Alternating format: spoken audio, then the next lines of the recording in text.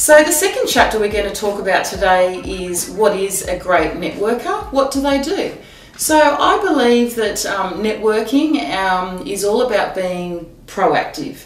It's all about really looking at the opportunities that you can, have within that networking, breakfast, lunch or after 5 event. Can you help with something? Can you be seen as a leader in your industry? Can you give some hints and tips on an e-newsletter or actually on that event? It's just really being proactive and really giving. Yeah, it's really about being involved, isn't it? Yeah. And then I think once you're involved, it's definitely, networking isn't something that's going to have instant rewards all the time. Yeah. Your networking can be really all about like career building. It could be a great contact for you, your family and your friends, and not necessarily happen instantly. It could happen down the track. It might not even happen for a while, but because you've been seen and you have been networking, I think it can definitely help over the long term. Absolutely. I guess a lot of people tend to now use referrals as opposed to looking up in a directory of some sort.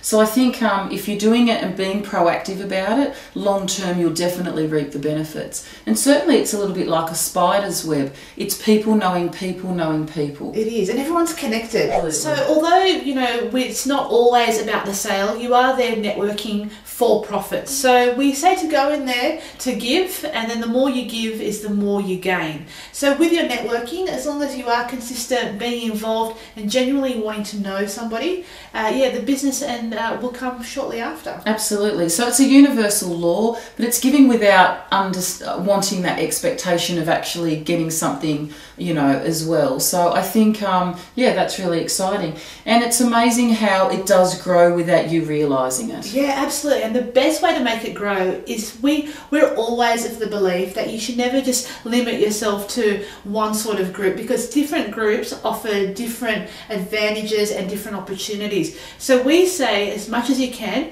network with all sorts of different groups, with your local chamber, with your local BNI, and there's a whole array of networking groups. So if you can get yourself out there, obviously not everywhere, but if you can dedicate some good quality time with certain groups, you'll definitely, reap the rewards. Yeah, we talk about cross-pollination and it definitely works really well for us.